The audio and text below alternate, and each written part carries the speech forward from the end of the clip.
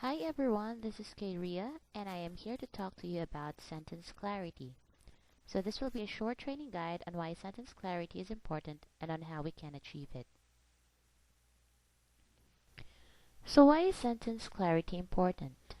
Our articles should be composed of sentences that are clear and concise. Transition of ideas between sentences and paragraphs should be smooth. This way, we will be able to communicate clearly with our readers. We will be able to capture their interest. If our sentences are confusing, our readers will not finish reading the articles that we have written. They will lose their interest in our clients' websites. What are the four common problems that you usually encounter with sentence clarity? Well, you may be very fond of using misplaced modifiers and dangling modifiers without realizing it. You may also be prone to errors against parallelism of sentence structure, or you may be very fond of using the passive voice of the verb. In the next few slides, I will be discussing each problem in detail. I will be giving you examples of the common errors that you commit, and of course, I will be giving you ways on how to correct these problems.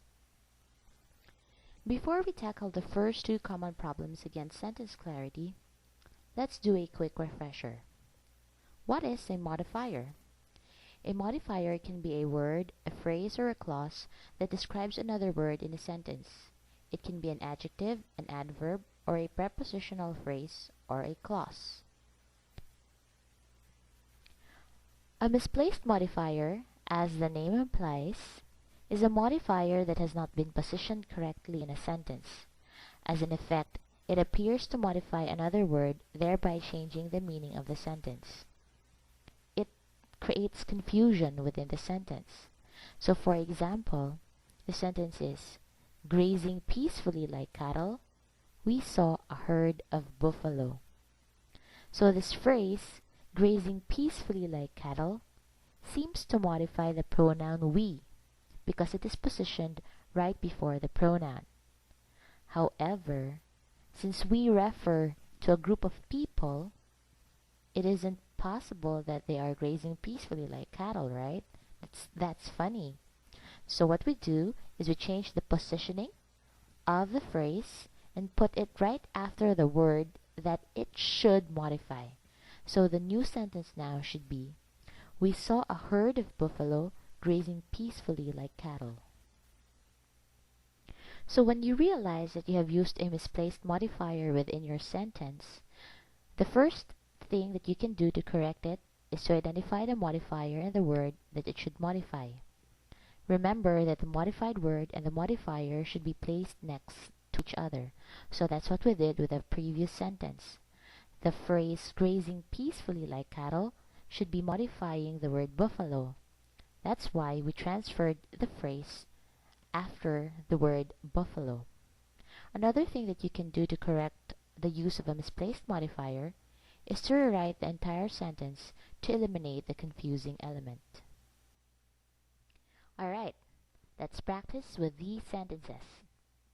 The first one is, caught wearing nothing but a raincoat, the police arrested the flasher. Let's identify the modifier and the word that is being modified. The modifier is caught wearing nothing but a raincoat, and it should be modifying the word flasher. So to correct this sentence, let's transfer the modifier right after the word flasher. The new sentence should now be, the police arrested a flasher caught wearing nothing but a raincoat. Let's move on to the next example. Weighing less than steel, engineers turn to aluminum seeking greater fuel efficiency in cars and trucks. So if you read the sentence, it would seem as if the engineers are the ones who weigh less than steel. Well, it's right, but what people weigh less than steel, right? But you know that there's something wrong with the sentence. So what we do is we're going to rearrange the sentence elements to come up with a better sentence that makes more sense. So this is our new sentence. Engineers seeking greater fuel efficiency in cars and trucks have turned to aluminum since it weighs less than steel. Let's now move on to dangling modifiers. What is a dangling modifier? A dangling modifier can be a clause or a phrase that is trying to modify a word or a phrase that is not actually in the sentence. So this modifier usually occurs at the end or at the beginning of the sentence and is introduced by an ing form of the verb or a phrase composed of the word to plus the verb. Now to make that a little more clear, here's an example. The dogs need to be fed after washing your hands. So clearly there's something wrong with the sentence, right? Are the dogs going to wash your hands?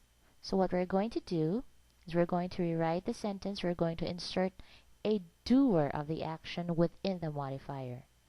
And the new sentence should now be, after you wash your hands, feed the dogs. There are actually 4 ways to correct the use of a dangling modifier. The first is to name the doer of the action immediately after the modifying clause or phrase. The next one is to place the subject of the action within the dangling modifier. That is what we did with the previous example. The third way to correct a dangling modifier is to combine the phrase and the clause. And another thing that we can do is to rewrite the entire sentence to clarify the relationship between sentence elements. Now let's try to correct this sentence. Having been delayed by a train accident, the leading role was played by a local actress. So if you read the sentence, you know that it's not logical that a leading role will be delayed by a train accident, right? So there's a missing doer of the action. Who was delayed by a train accident? So what we're going to do is we're going to insert a doer of the action. We have to identify who was delayed by the train accident. So here's one way that we can modify the sentence. Having been delayed by a train accident, the leading lady was replaced in her role by a local actress. Another thing that we can do is to rewrite the entire sentence. Because the leading lady was delayed by a train accident, her role was taken by a local actress. Now, it's clearer, right? Let us move on to the third common problem that we encounter when we are trying to achieve sentence clarity. What is parallelism? A parallel sentence structure uses the same pattern or form of words to show that they are of equal value. The conjunctions or and are usually used in these types of sentences. This usually occurs when we are trying to enumerate items within a sentence or when we are trying to compare or contrast ideas. When coordinate ideas are not stated in parallel form, the statement is likely to seem awkward and unpolished. So let me give you an example of parallel sentence construction. His mind was filled with artistic projects, schemes for outwitting his creditors, and vague ideas about social reform.